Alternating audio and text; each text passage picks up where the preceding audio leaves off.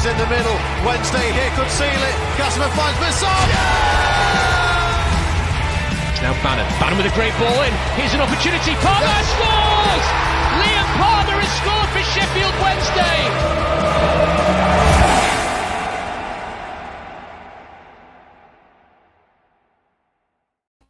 Hello and welcome to the Wednesday Till I Die podcast. This is Extra Time. We're going to be talking about Danny Röhl and the whole situation surrounding him. Back to training tomorrow, reportedly. Let's see what happens when he turns up. We're going to be talking about that. We're also going to be talking about the hypothetical question of if we were to build a new stadium, where would it be? Apologies, I forgot who asked the question in Discord earlier. I should have really checked that, but anyway. But yes, I put a tweet out on that earlier. I'll kind of reference a few of those in a bit, and we'll start off with that before we do talk about Danny Röhl. First of all, Matt, do we need a new stadium? Genuinely, do you honestly think we actually need to move somewhere else and build a new stadium, or is Hillsborough all right? Long term, do we need to move? Yes, I do think long term, much further down the line, we need to move. I think from a number of different reasons. I think from a commercial aspect, I think it makes sense to move, but you've got to be in a position where that makes sense. It's pointless moving to a 60,000 seater stadium in, I don't know, outskirts of Barnsley, and you can't fucking fill it. It's totally pointless. I personally sit on the idea of I would much prefer to see the site at Hillsborough redeveloped and to keep the ground where it is. I know the traffic's a ball ache. I know the links to it aren't great if you're coming from the motorway. I know it's definitely not a good experience for an away fan. But there is something about it. There is something about where it is. There is something very nostalgic about a football ground that's kind of plonked where it is. And when, as a Wednesday fan, you travel to cities across the country and you turn up to these complexes or soulless bowls, I suppose, as they're described, and you wouldn't be getting a soulless bowl because stadiums have moved past those regens from the early 2000s, like your Wigans and your Pride Parks and all the rest of it. Yeah, but it is going to look and feel sort of similar to those. Any type of a new stadium, like Tottenham Hotspur's new stadium, I'm sure you walk in and you're blinded by the glitz and glamour of it all, and all the rest of it, and then you dip your hand in your pocket and you realise you're paying 15 quid for a beer or 25 quid for a hot dog and this. Then also when you get into the stadium, I mean, I felt this about Wembley, James. I don't know how you felt about Wembley when the twice that we've been there with Sheffield Wednesday. Whenever I've been to Wembley, I've been 3 times. I've been to watch Aston Villa versus Arsenal in the FA Cup. I've been to watch Wednesday, obviously, to Hull and then Barnsley. I personally don't like it. It doesn't feel like a football stadium to me. Yeah, I get what you're saying. When you're in the concourse, the concourse is bloody massive, isn't it? When you walk in through the turnstile, it's about another 500 meters just to get to that where the gangway and stuff and get to your seats. So yeah, I get what you mean, but I also think he doesn't have any character because obviously it has to kind of fit. He's got so many different hats on. Do you know what I mean? It has to be kind of Sheffield Wednesday for when we're there. The other side's Barnsley, and it's every club and then all the other stuff that it has to do as well. Concerts and stuff. So I mean, I think it's very impressive I think it looks. One thing that struck me with Wembley was it looks nothing like what it looks like on the telly. And now when I watch games on the that are at Wembley on the telly, I see them in a different light. If you know what I mean, it's because I must admit when the first time I went, I think actually it was probably the time against Barnsley more because the first time I was at the top, so it looked great, but it looked a bit fake. I was so high up, I was in the gods, whereas this time around, a couple of years back, I was down at the bottom, and then you walked and he was like, wow, it's absolutely huge. But yeah, I suppose to answer the initial question about that I asked you about, do we need to move? I think you're right. Like Hillsborough, when you look at it, isn't really. I mean, it is fit for purpose, but when you look at now, I mean, I mentioned it in the Discord earlier on today. Like for me, I would see a stadium that, like football stadiums, especially in England, are just underutilized, aren't they? They're not used for anything else. Like you might have the odd boxing match on, or might have the odd concert, once the season's finished, but that is pretty much it. So it's just used. All right, you might have a function on in the the suites and stuff like that, but apart from that, there isn't a great deal else happening. But whereas I'd like to see, the whole bottom of the stadium is shops, restaurants, loads of other various different things that are just open all the time, like 24/7. All right, maybe they need to be shut on a match day, maybe, but bars and stuff like that. Bars on every corner of the stadium that are just buzzing on a match day and generating funds, and you're renting out the shops to. They're not all just when there won't be 4 megasts on the on the stadium. There'd be other retail outlets and stuff like that, and other stuff that generates the money coming into the football club. Do you know what I mean? That's what it's all about, isn't it? About actually generating more money. But yeah, I mean, I think the worry is, as you said, Matt, the worry is that you would just get a soulless bowl unless you have to spend a monumental amount of money to get this a bit more bespoke. Because if not, a 30, 40, 50,000 seater stadium is just going to look like every other 40, 50,000 seater stadium, isn't it, really?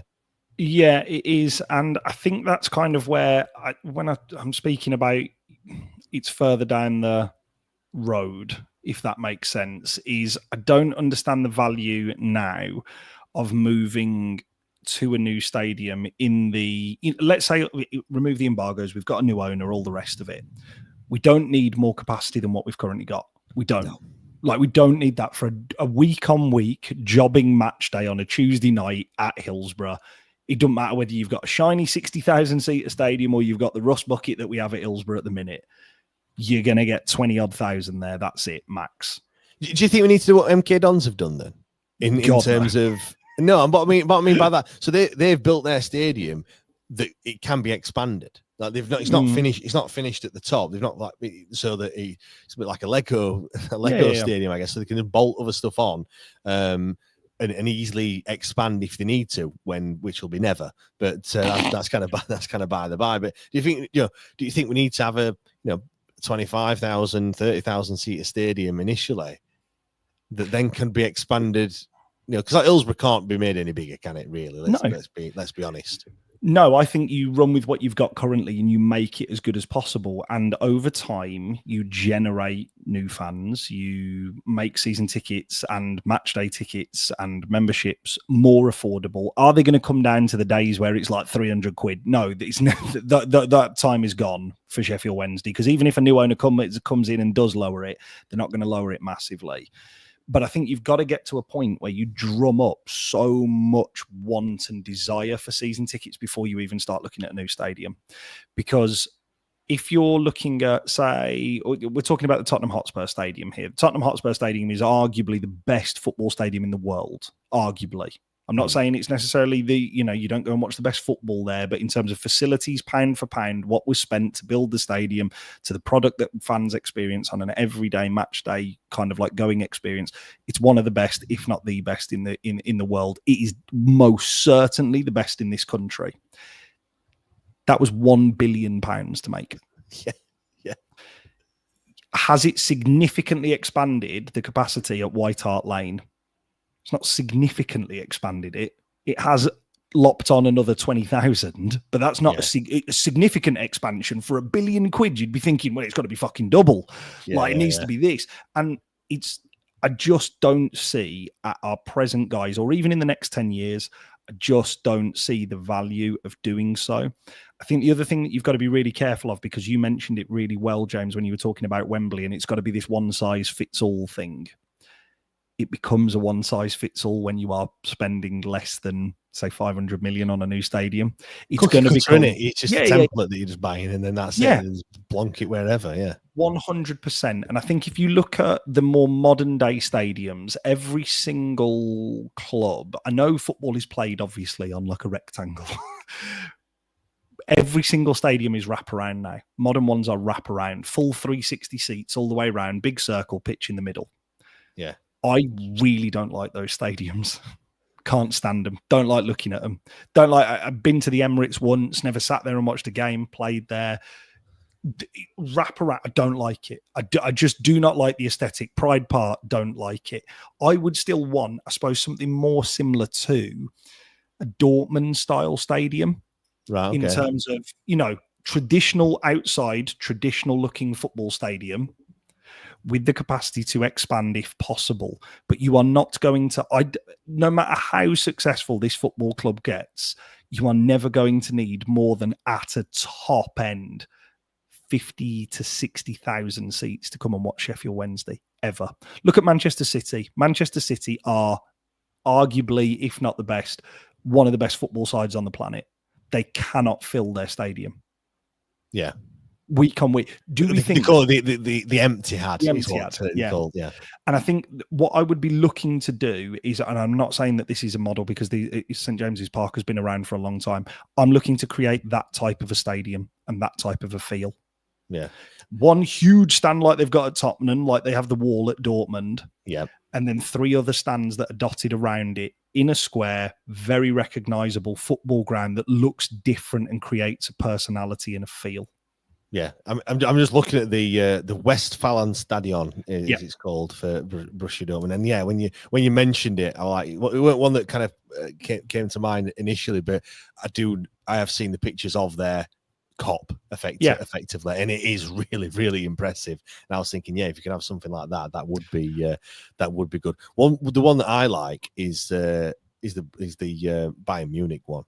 The Allianz Arena, just how that look. I mean, it is one of those that you're not going to like because looking inside, it does look really boring. Like it's just all the same all the way around. But I just like how it changes colours. I think it's got flashing lights on. The other one that I think is we are going to be exposed to a lot more this year is Everton's new stadium, Bramley Dock. Now, a bit underwhelming that I thought. No, but that's what I mean. That's the difference between spending 800 million to $1 billion. Don't get me. It's on the waterfront. It's supposed to fit in with all of the architecture. There's a whole load of bollocks online which you can read the blurb about. But from a visual perspective, if you were to give me that, like that kind of square look and the kind of shape of it, but you were to place it, because remember where that Bramley Dock Stadium is, for those of you who haven't been to Liverpool or that area of Liverpool, I went to university there, so it's the only reason I know it. There's fuck all around it, like fuck all. Yeah. It used to be just derelict warehouse wasteland. There is they've built it in the water, haven't they? Yeah. There is nothing there at all. The reason why I would be, I suppose, I'd be more hesitant about, okay, you can give me the Allianz, I'll take it. If you move it out of a city, if you move it out of the city centre, and you put it on what is everybody's favourite in the Championship and League One, boom, retail park. Oh yes, I cannot fucking stand Bolton, Derby. Derby's got loads of shit around it, which was never there before. Bolton, Derby, Wigan, just to rattle off a few, on an industrial estate. Yeah. Completely sold. MK Dons is a prime example, James. Like MK Dons is the model for it. Coventry as well, the Rico Arena, or CBS Arena now, but that one's got one just next door to it, and is that on the ring road, like on the outskirts of the city, miles away. It's effective like building the stadium like where I live, like really, like just next to the M1. So like that, I mean, it's great for transport links and getting there and stuff like that. And kind of you have to look at that as well. I'm just going to read a few comments out. If you're watching it on Patreon, just get over to YouTube, because I've seen a few comments popping over there. Natalie said we need somewhere that has better facilities for disabled fans and has parking for them where they're not just an afterthought. Yeah, 100%. Tom says, I'd quite like to see a complex like the Etihad Group have. It is ideal, but due to the fact we've not gradually maintained Hillsborough, I feel it's for the best. Yeah, they're kind of like under 21s, and women's team stadium is it just looks really impressive, doesn't it? Really, and I think like Leicester's as well. They've got all the ground, all the pitches and stuff, because that is a whole other topic.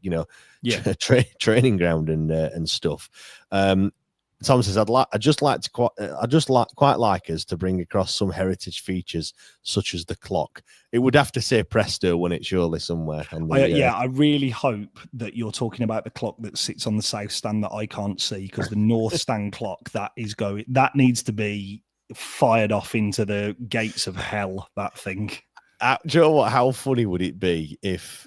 So the sign never gets sorted on the on the club shop. How funny would it be if someone had like photo, like the official images, and they've just done it as a laugh? Like, they've just photoshopped it so it just says the Megast.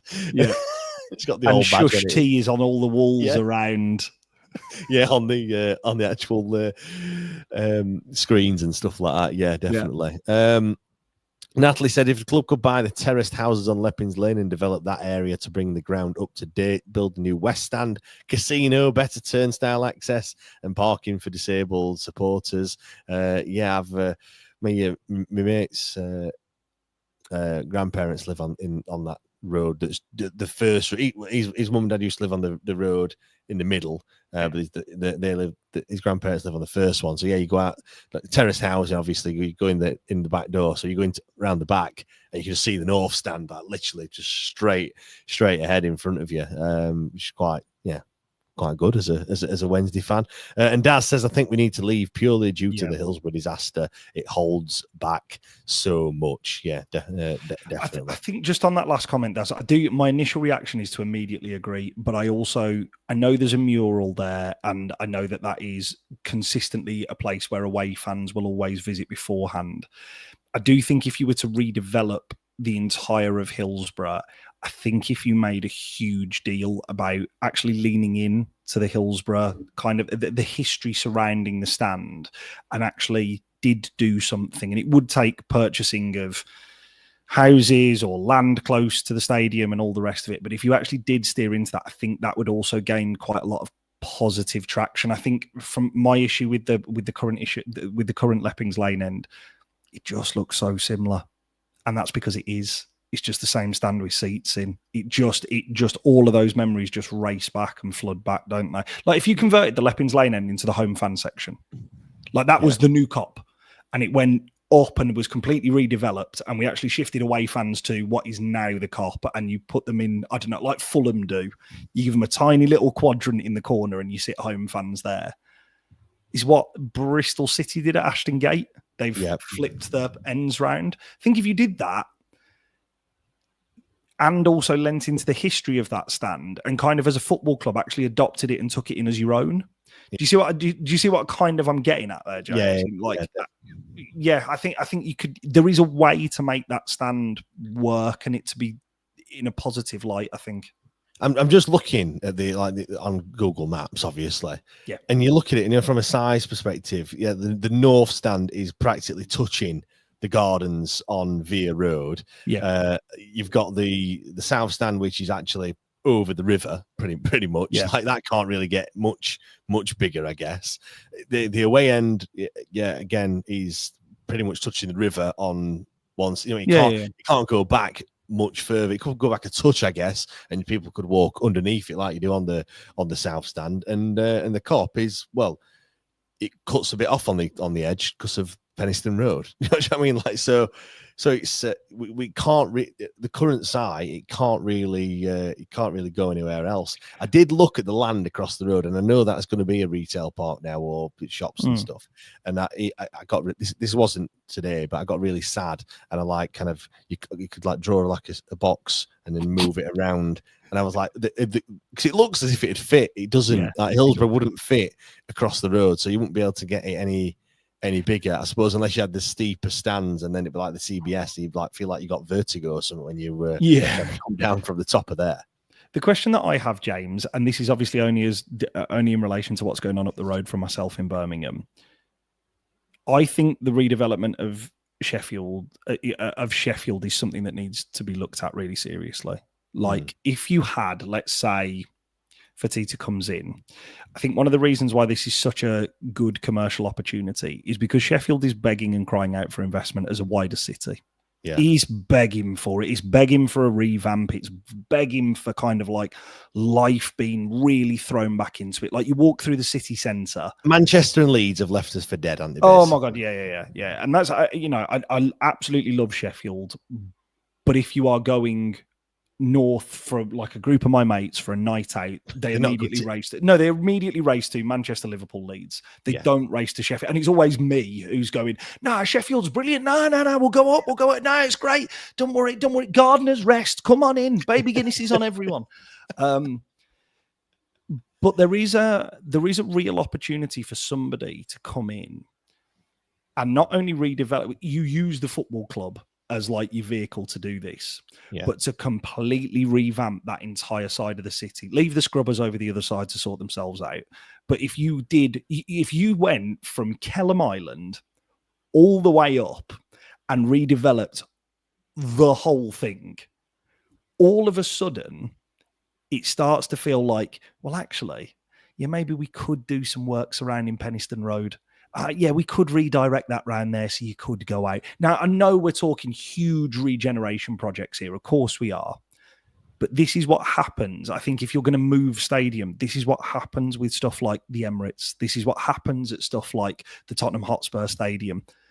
You get a local council on board and you get them to buy into the vision that you're trying to create. You get them to sell your land.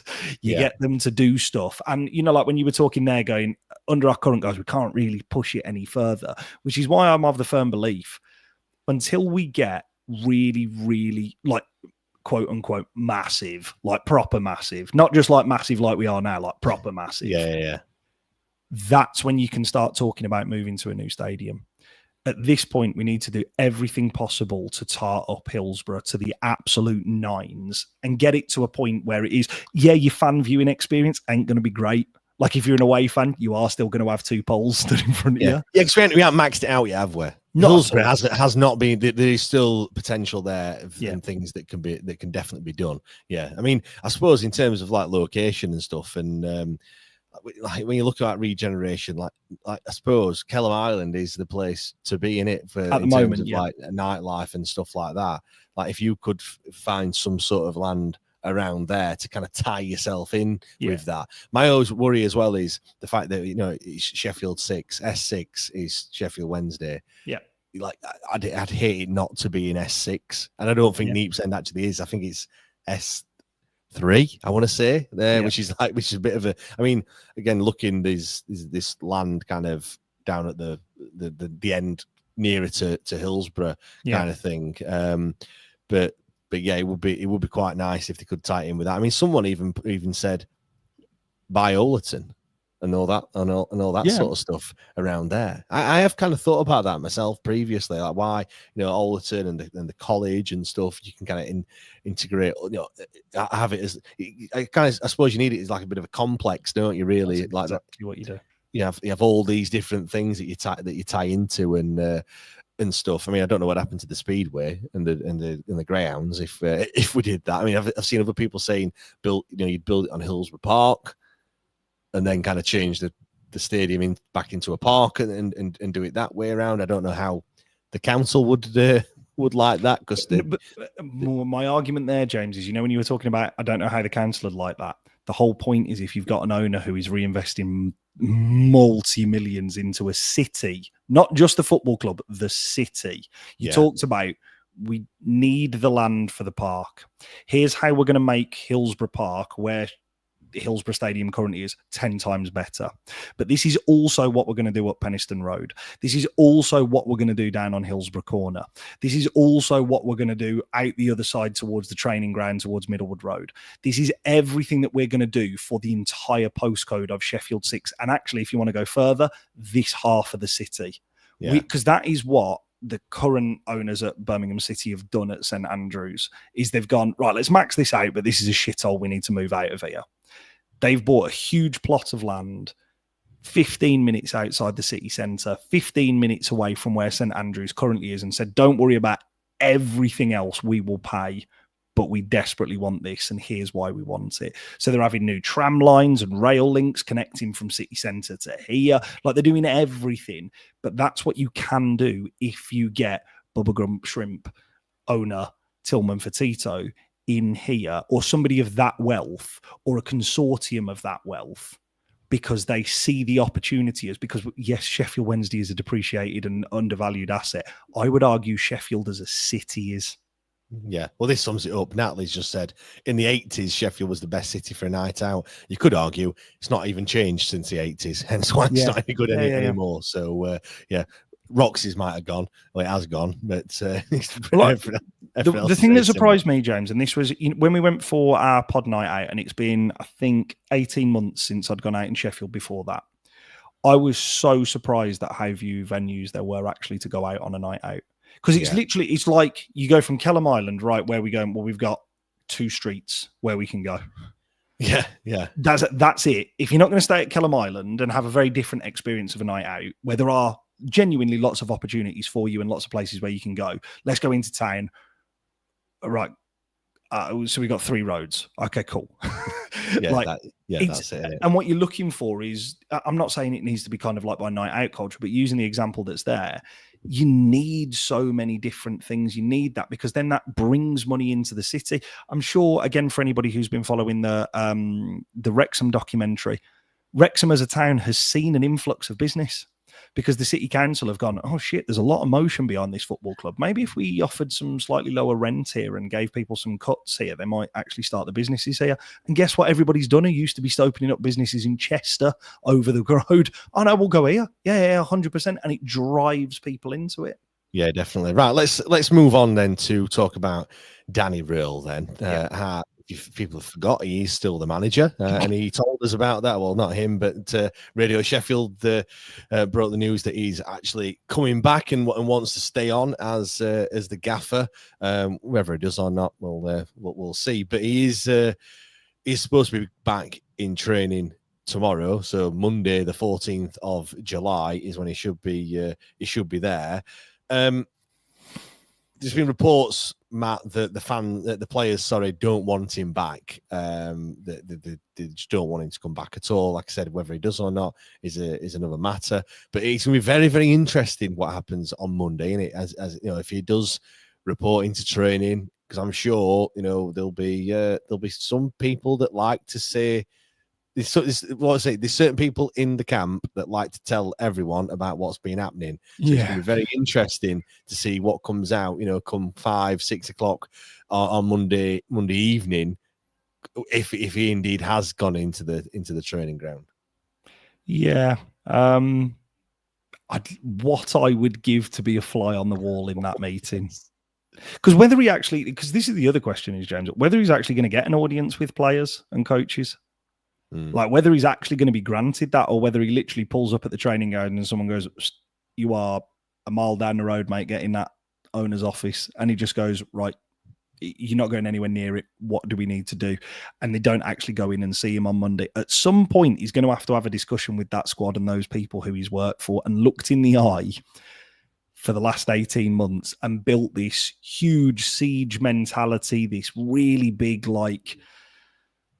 everybody's in this together. I really believe in you. You can do it. That was all the first season. The second season was, now we're going to play this brand of football, and now you are good enough, and I'm going to do this. And then the last 8 games, when it all fell apart, he was like, fuck them. You're not good enough. The squad aren't good enough here. I haven't been given a good enough squad. And then we've watched over summer. I'm not coming back. The minute you refuse to come back on your first day is the minute that signals to players and coaches, you aren't bought into this. Yeah. So I'd love to be a fly on the wall for those clear the air talks. Because what do you do? What do you say? What do you say? Sorry, mate. I just I didn't really mean it. Actually, I'm just all surprise. What does he do? Because I mean, I can understand why the players don't want him back, because it is that kind of betrayal. Like, saying what you've said is one thing out in the media, and I do feel like a mountain is being made out of a molehill. Somewhat. I think it has been blown massively out of proportion. I'm not saying that he hasn't conducted himself in the manner that he should have, but still, I think people have put words in his mouth to a certain extent. But anyway, that's kind of by the by. The not turning up for training is the one in it. That is like, you're expecting him to be there and he isn't, and then what the player's going to think, who is taking training. I think they've had a different person taking training every single time, probably. And obviously now it's Henrik Pedersen. But then are they thinking, is he going to be the gaffer? Is it going to be Danny Röhl? Like, they genuinely just have no idea, do they? And how are you going to, buy into what they're telling you? You're literally just turning up. It's just turning up. Like, you're not what you're working towards. There's no point. Is Pedersen telling them different stuff to what they were doing last season? Has he just continued doing the same as what Danny would have done? Like, there's no idea. I mean, I know Pedersen was more the attacking coach, weren't he, and did all that side of things. So I'm sure, and obviously they will be very familiar with Henrik Pedersen, but still, there's that kind of uncertainty in there as to what the hell they're actually doing. Has he had a handle on any of this preseason so far? Has he had any say or input into it because he refused to come back? Has he been, over the last week, FaceTiming Henrik Pedersen from sessions and saying, today they need to do this, tomorrow they need to do this, this is where we're doing it, this is what we're going to be looking towards doing? Is St. George's training, is St. George's Park our only preseason trip? Probably. No, but that's it. He's like, and can you bear in mind what we know Danny said about taking that squad to Austria last year? Was it Austria or Germany? Wherever it was, he took us. Germany, yeah. Do you think he's going to have agreed and signed off on that? Of course he hasn't. That gives you the little breadcrumb of he's had no fucking care in what's going off here, because in his mind, he's not here. Yeah. There's a comment from Tom saying, in fairness, I think Danny forgot he was gaffer as well. Yeah. He will have not. There is no way, from what I know, about how glowingly he talked about that tour to Germany last year and about, I would always come back here. This is where I've come with all of my sides. This is what we want to do. Getting all the players in for how long were they there for? Was it 6 days? Inviting journalists down, games organised, travelling around a bit. Do you think this manager, from what we know about him, would have signed off on 5 days at St. George's Park? Of course he fucking wouldn't. There is absolutely no way. The next question becomes, as you rightly said, James, so what's the plan? What's the aim? What are you teaching this squad? What are you trying to drill into them? What are they working on tomorrow? Because presumably, if this manager is coming back, he's not just going to walk straight out onto a training pitch. What is he going to do? Walk out and just go, right then, boys, quick warm up and then we'll get into the session. They won't have a fucking clue. It's like a new manager turning up. Yeah. It's such a mess, isn't it? When you think about it, when you actually think about it, and then we've realised that there's actually football games going to be taking place soon, you go, what have we been doing? Obviously, nothing, but there's absolutely zero preparation into this season whatsoever. I mean, I have also heard that apparently when Danny Röhl gets there on Monday, his first job is to go straight to HR, if there even is a HR department, and apparently he'll get suspended. So I don't know why he has to go in to do that. I've no idea, but yeah, it's going to be very telling, isn't it, what happens tomorrow? Because I think it's no secret that Henrik Pedersen was signed, and he's probably been told that he's going to be the manager. Yeah, but then they've just fucked up a bit because we've not sorted out what's happening with the current manager at the moment, and everything else. And you know what? Another thing that moving forward, when new owners come in and stuff like that, the fact that Chansiri makes all these decisions, and I know he's the owner, so he's allowed to make all these decisions, but there's not one person in between Danny Röhl and Desmond Chansiri. You haven't got CEOs, board of directors, all these sort of people that can talk to each other and actually make a decision. It's just one person doing that. And right now, he's having to make so many decisions, isn't he? Really, or not make any decision, as it might transpire. That we're getting into, it's all come unraveling. This is why everything just takes so long to happen. So I dare say we've probably missed out on so many transfers. How many times have you seen over the years where we're linked with a player? It's literally he's done and dusted, and then next minute he's wearing a Stoke shirt or whatever. You're like, how the hell's that happened? Yeah, I think Joe Cran's talked about it quite a bit, hasn't he, about how how long things take at Sheffield Wednesday because it's someone across the other side of the world that's making that decision. Yeah. You need like the CEO and stuff like that. That's actually a middleman in between, or someone that's actually running it on a day-to-day basis, and they go, this is what I think I'm going to do. Well, actually, they have the autonomy to just make that decision themselves. Sorry, James. We won't be in this situation now where we're 30 odd days until the start of the season, not knowing who the manager's going to be. And it's not because we've sacked anyone; it's just because there's a manager there that just doesn't want to be there. And the moment he didn't want to be there, just deal with it and get it sorted. Don't keep dragging it out for this sort of length of time just because you're pissed off with the way that he's dealt with this situation. Because by not having, you mentioned one or two, I'd go as far to say 4 or 5 people who sit in between those people. And as a manager, you should go to the person who you need the answer from, if that makes sense. Yeah. We effectively have wasted the first 2 weeks of preseason. That's what we've done. Already, we are. If we weren't playing a game with one hand tied behind your back, now you're playing it with 2 hands behind your back now. That's before you get to embargoes and being able to sign anybody and points deductions and stuff. And legitimately, James, this is what we've done for the first 2 weeks of preseason. Told players to report to Jubilee Sports facilities, do an in-person training session or 2, and then go and train on their own. Report to St. George's Park last week and train for 5 days. On one of those days, your assistant manager is going to arrive.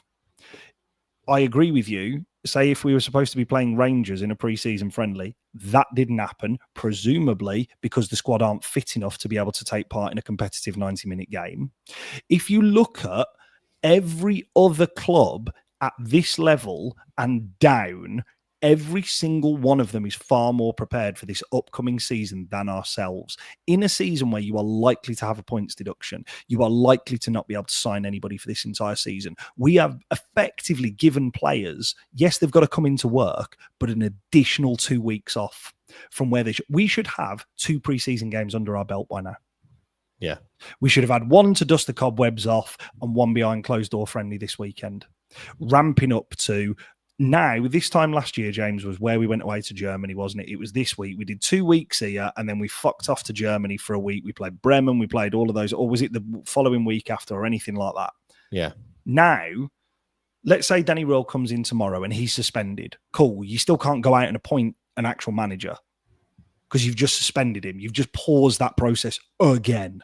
Yeah. You haven't actually suspended. You haven't actually got rid of him. You're effectively just saying, okay, cool. Thank you for coming in. You are now suspended formally. Cool. So who's going to be the manager?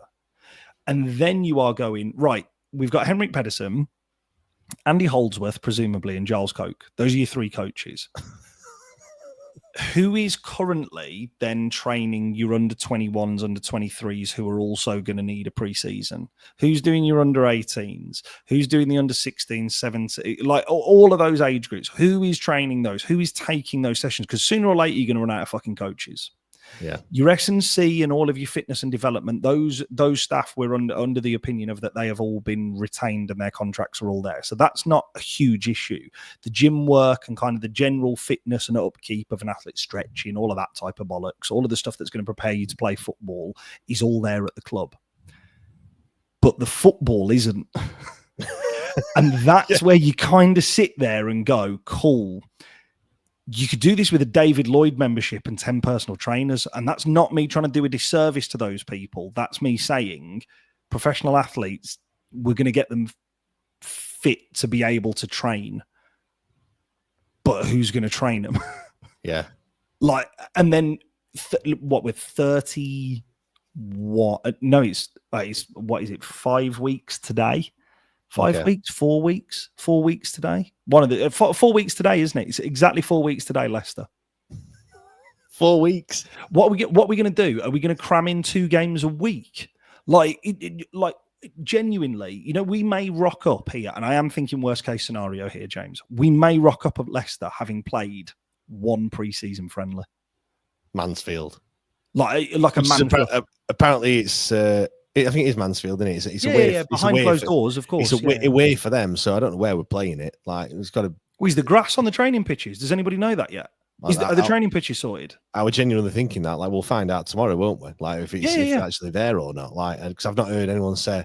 You surely that the local journals will be on that, thinking, wait a minute, is it ready for them to actually come back to? So is the pitch ready? Are we going to be down at Jubilee again? Has somebody booked a 5-a-side power slot, like power league slot? Like this is getting to the point of now, as you rightly said, James. This is 2 adults and grown-ups in a room here who should never have been left in terms of these decisions. There should have been somebody in the middle section, but this is where there is some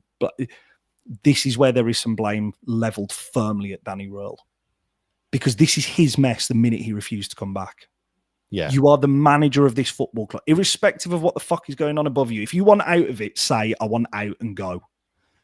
Don't leave everybody in limbo, because you have as much. The owner takes 95% of this blame, but 5% of it lies firmly on the fact of you being contracted to a football club and refusing to come back for pre-season. Yeah. You kick up a fuss by all means, but actually you've still got to do the job that's in hand in it, really, because of the mess that you're causing behind the scenes is just far worse. The players who you're letting down, the coaches who you're letting down, all of these people you've spent 18 months building a relationship with, you have just fucked over in the first 2 weeks of the year. So when it gets to October and we've got 7 players on the treatment table, or we've got this, or we've got XYZ, that is because of this poor start that they've had to pre-season. We all know what no pre-season did to Ike Ugbo last year. Yeah. He was dog shit. Let's not forget though as well, when you look at it, the fact that the whole backroom staff were all out of contract, or the vast majority of them all at the same time, all this summer, is again a massive oversight. The fact that Danny Röhl sorted his contract out, but yet none of the backroom staff were able to or sorted theirs out. I mean, that I find that really baffling, that we've now got to a situation where Pedersen for a week wasn't even contracted, and rightly so didn't turn up because he didn't have to be there. Nope. Now we've got Sal Bibbo.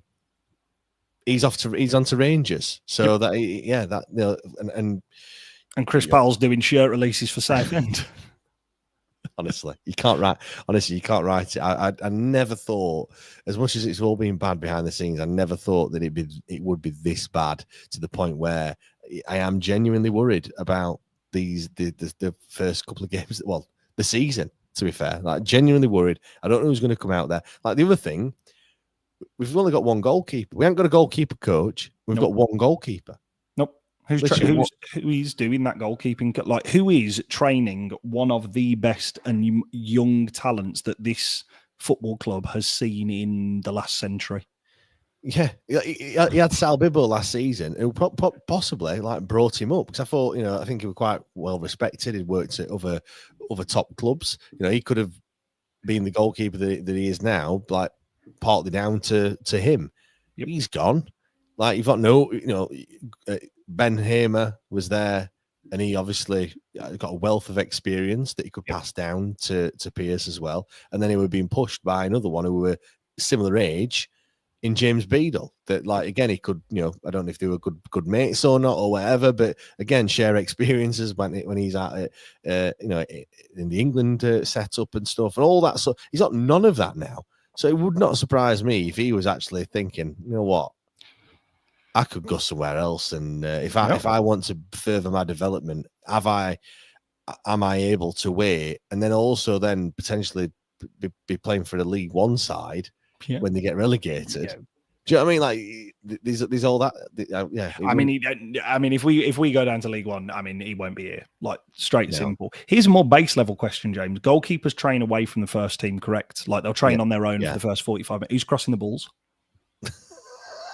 Yeah.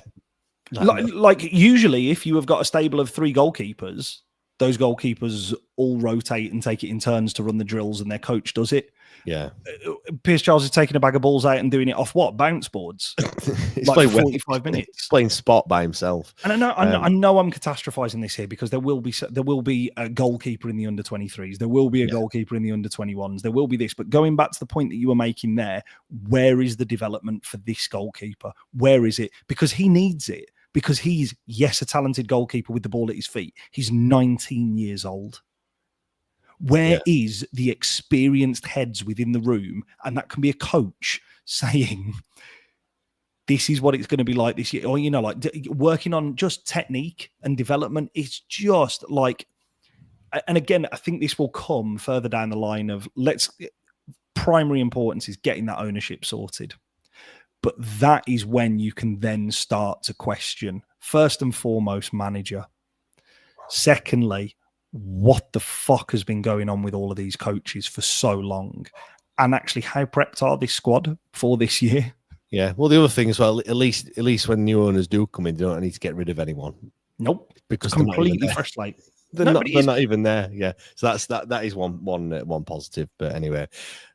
Right, I'm gonna wrap things up. Massive thanks everyone for listening. Do get in leave a comment over on Patreon where you think we should be building the next Hillsborough Stadium. Do let us know, or just get involved in the tweet that I put out earlier today, and have a look through. Even Lee Strafford's got involved on that. I'm just looking.